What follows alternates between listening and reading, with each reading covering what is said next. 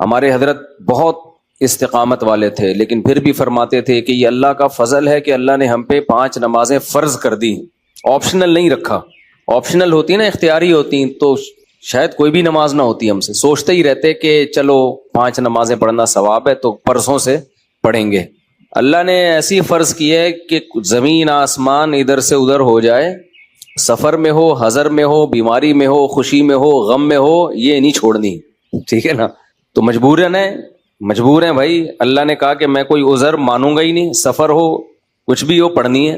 ہم پہ ڈال دی جاتی کہ ٹینشن میں ہو تو چھوڑ دو، خوشی میں ہو تو پڑھ لو، تو ہم تو یہی سوچتے رہتے ہیں بھائی ابھی تھکاوٹ ہے، آج رات دیر سے سویا ہوں تو فجر میں اٹھ گئے تو نیند پوری نہیں ہوگی، تو ایسا کریں گے 11 بجے پڑھ لیں گے، یہی سوچتے رہتے۔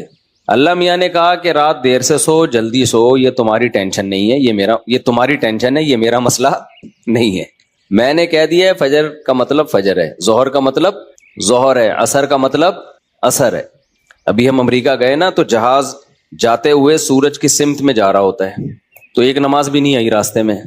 ہم نے ظہر پڑھ تو لی، لیکن نہیں بھی پڑھتے تو امریکہ پہنچ کے بھی مل جاتی، کیونکہ سورج کے ساتھ ساتھ چل رہے ہیں۔ واپسی پہ مخالف آ رہے ہیں تو ٹھکا ٹھک نمازیں آ رہی ہیں۔ اب جب ٹھکا ٹھک نماز آ رہی ہے، ایک نماز کا ٹائم، فوراً دوسری نماز، فوراً تیسری نماز، فوراً چوتھی نماز، فوراً 5ویں نماز، اور اللہ نے فرض نماز میں کہا ہے کہ کھڑے ہو کے پڑھو، قبلے کی طرف پڑھو۔ یہ ممکن نہیں ہے تو پھر مجبوراً بیٹھ کے پڑھو، لیکن فرض نماز پھر بعد میں لوٹانی چاہیے، کیونکہ فرض نماز اصل میں قیام بھی فرض ہے اور قبلہ رو ہونا بھی فرض ہے۔ تو اب ہمارے ساتھ دوست تھے، انہوں نے کہا کیسے؟ میں نے کہا مجبوراً بھائی پڑھنی پڑے گی، اللہ کا حکم ہے، نماز آپ سفر میں نہیں چھوڑ سکتے۔ اللہ نے 4 کی 2 کی ہی اسی لیے کہ میں نے 4 کی 2 کر دی ہیں، چھوٹی کر دی ہے، اس لیے کہ چھوڑنا نہیں ہے، آدھی کر لو۔ چھوڑنے کا آپشن ہوتا تو اللہ پھر کہہ دیتا ٹینشن میں ہو تو چھوڑ دینا، نہیں تو پھر پوری پڑھ لینا، یہ کہتا نا اللہ تعالیٰ۔ اب جب نماز کا ٹائم آیا، ہم نے کہا بھائی کہ نماز پڑھنی ہے، تو وہ نماز میں جہاز میں جگہ کہاں دیتے ہیں؟ خیر ہم نے ریکویسٹ کی تو جگہ آگے، انہوں نے کہا آگے جا کے پڑھ لو۔ تو ہم نے کیا کیا، ہم نے کہا بھائی آج کل ایک ایپ آ رہی ہے جو لوگ جہازوں میں سفر کرتے ہیں، اس کا نام ہے حلال فری کر کے کچھ ہے، نام بھول گیا میں، بڑا زبردست نام ہے، آپ لوگ نوٹ کر لیں، وہ کبھی جہاز میں سفر ہو نا، حلال ٹرپ، یہ ایپ ڈاؤن لوڈ کر لیں اپنے موبائل میں، اور اگر ڈاؤن لوڈ نہیں ہو رہی تو ڈائریکٹ گوگل پہ بھی سرچ کی جا سکتی ہے، حلال ٹرپ گوگل پہ لکھیں تو وہ ایک ویب سائٹ آ جائے گی، وہ کھولیں، وہ آپ سے مانگے گا جہاز کے ٹائمنگ کیا ہے، کدھر سے کدھر جا رہا ہے، کیا تاریخ ہے، آپ اس میں ڈالیں گے، ٹھک کر کے وہ بتا دے گا کہ آپ کی جو گھڑی میں اس وقت ٹائم ہو رہا ہے اس کے مطابق فجر کتنے بجے، ظہر کتنے بجے، عصر کتنے بجے، مغرب کتنے بجے، عشاء کتنے بجے، اور اتنے بجے قبلہ کہاں ہوگا، اتنے بجے قبلہ جہاز میں کس سمت میں ہوگا۔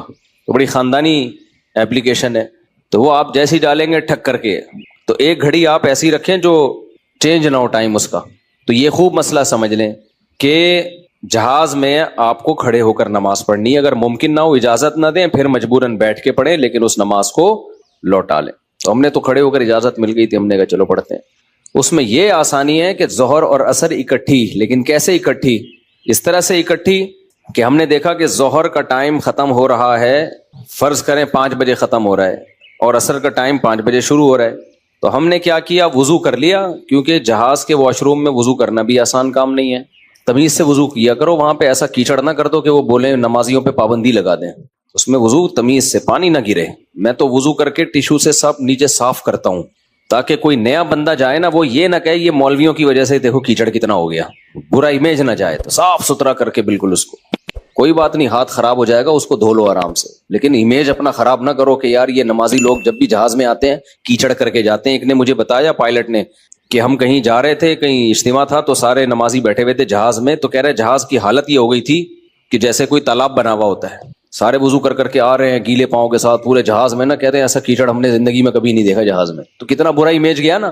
تو اس لیے صفائی ستھرائی کر کے ان کو لگے کہ کوئی بات نہیں یار، اگر یہ وضو کر بھی لیتے ہیں تو واش روم میں ذرہ برابر بھی گندگی نہیں ہوتی، تو صاف ستھرا کر کے نکلو باہر۔ اس بیان ابھی شروع کروں گا، لیکن یہ بھی ضروری بات ہے تاکہ جہازوں میں بھی نمازوں کا اہتمام کریں۔ اللہ کو نماز بہت زیادہ محبوب بھی ہے، اور اللہ کے ہاں جتنی ویلیو نماز کی ہے نا، اتنی کسی حکم کی نہیں ہے۔ اللہ نے نہیں چھوڑی ہے، میں نے دیکھا ہے لوگ جہازوں میں نمازیں گول کر رہے ہیں، ٹرینوں میں نمازیں گول کر رہے ہیں، شاپنگ میں نمازیں، ہو بھائی میدان جنگ میں اللہ کہہ رہا ہے، میدان جنگ میں کہ نہیں، اگر تم میدان جنگ میں کھڑے ہو کر پڑھ سکتے تو پیدل پڑھ لو, سواری پہ پڑھ لو, اے اللہ بعد میں پڑھ لیں گے نا, جنگ سے جب فارغ ہو جائیں گے پھر پڑھ لیں گے, ابھی کیا ٹینشن ہے. اللہ نے کہا ان الصلاۃ کانت علی المؤمنین کتابا موقوتا, نماز مومنین پر مقررہ اوقات میں فرض ہے, یہ نہیں ہے کہ بعد میں پڑھ لو.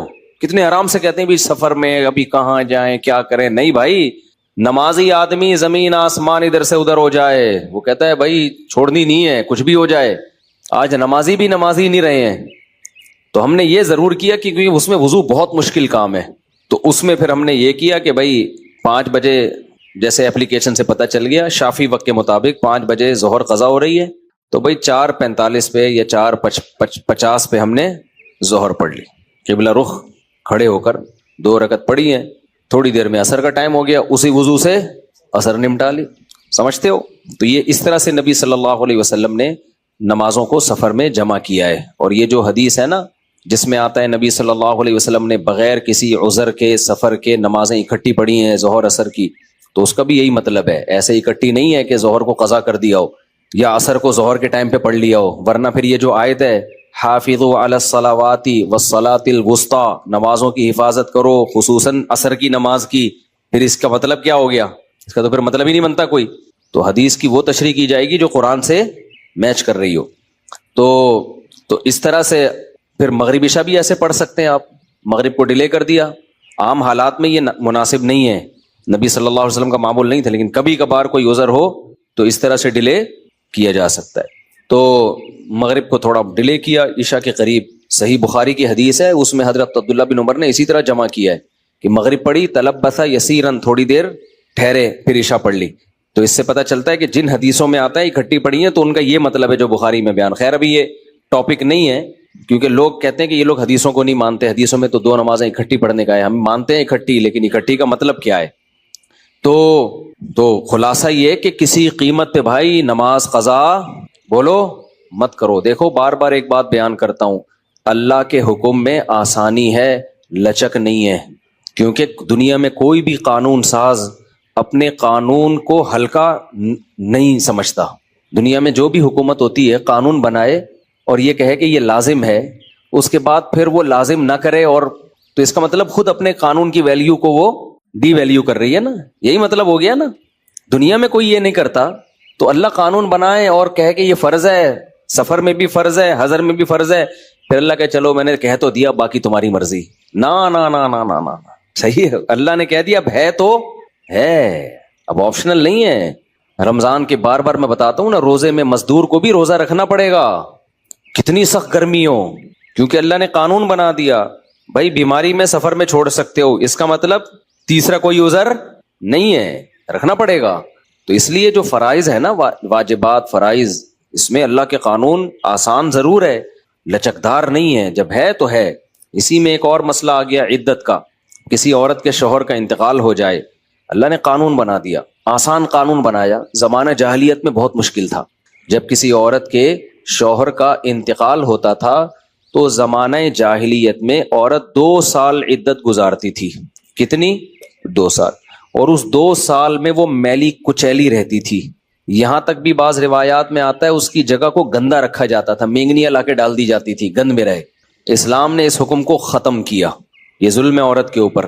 اللہ نے حکم دیا 4 مہینے 10 دن بس, اور اس میں میلی کچیلی نہیں رہے گی, نہائے دھوئے, بس زینت اختیار نہیں کرے گی, زیور نہ پہنے, خوشبو کا استعمال نہ کرے, زینت اختیار نہ کرے, باقی نارمل رہے, گھر سے باہر نہ نکلے. وہ ایک صحابیہ نے نبی صلی اللہ علیہ وسلم سے اجازت چاہی کہ بھئی 4 مہینے 10 دن میں یوں کر لوں, میں فلانی جگہ چلے جاؤں. آپ نے فرمایا اللہ تعالیٰ نے تمہیں یہ آسانی دی ہے کہ وہ زمانہ جاہلیت کا حکم اللہ نے منسوخ کر دیا, اب اتنی آسانی دے دی, تو اب اس حکم کو فالو کرنا پڑے گا.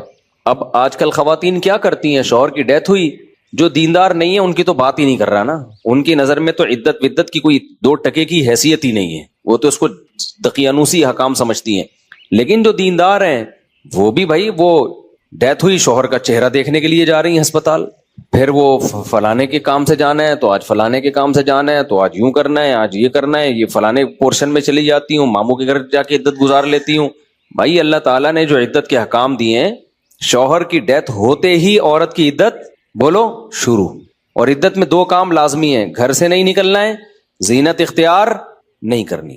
اب اس میں لوگ ہمیں تنگ کرتے ہیں، یار وہ چہرہ دیکھنے جانا چاہتی ہے ہاسپٹل میں، بھائی شوہر کو گھر لے آؤ، اگر بیوی نے اپنے شوہر کو دیکھنا ہے میت کو گھر لے آؤ، عورت نہیں روڈ پہ آ سکتی، جنازے کی چارپائی کے پیچھے پیچھے جا رہی ہوتی ہے گھر سے باہر نکل کے، پھر اللہ کو غضب آئے گا، جب میں نے ایک آرڈر دے دیا ہے اس کو ہلکا کیوں لے رہے ہو؟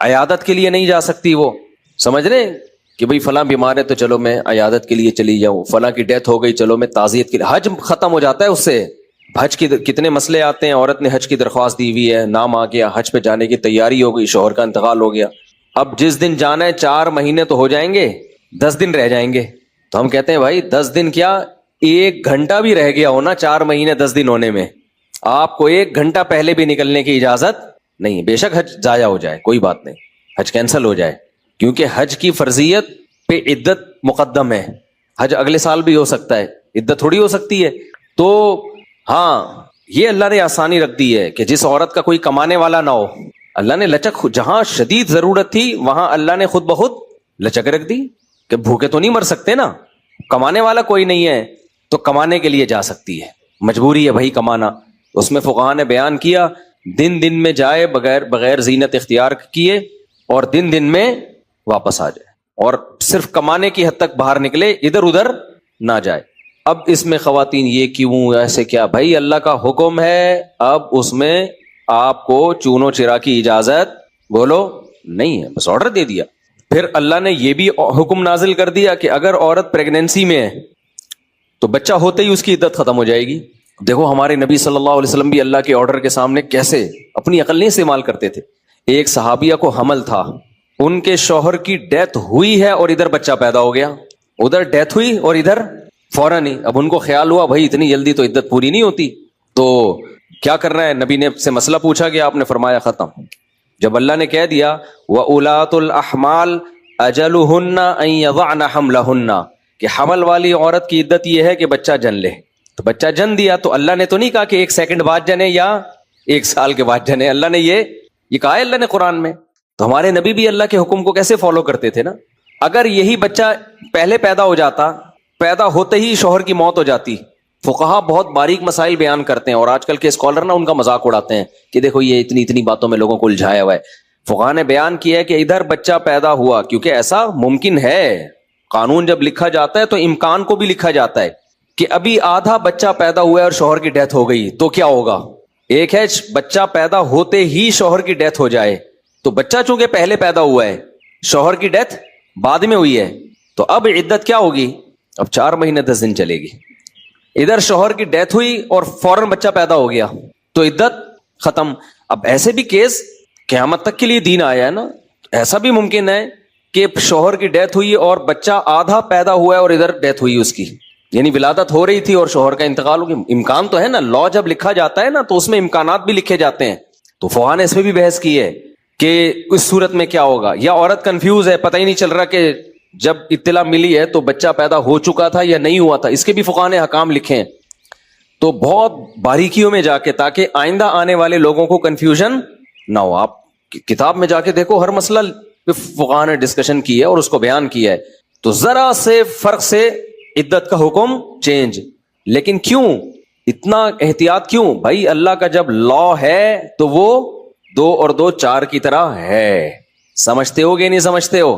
جب اللہ نے کہہ دیا کہ بھائی جو حمل والی عورت ہے اس کا بچہ پیدا ہوتے عدت ختم، اگلے سیکنڈ میں بچہ پیدا ہوا عدت ختم۔ حضرت عائشہ کا قول ہے یا کسی صحابی کا کہ شوہر کو ابھی غسل بھی دیا جا رہا ہو نا، ابھی دفنایا بھی نہیں جا رہا ہے اور بچہ پیدا ہو جائے تو بس ختم عدت، چاہے دفنایا بھی نہ ہو، فوراً نکاح کر سکتی ہے وہ، ٹھیک ہے نا، فوراً نکاح کر سکتی ہے۔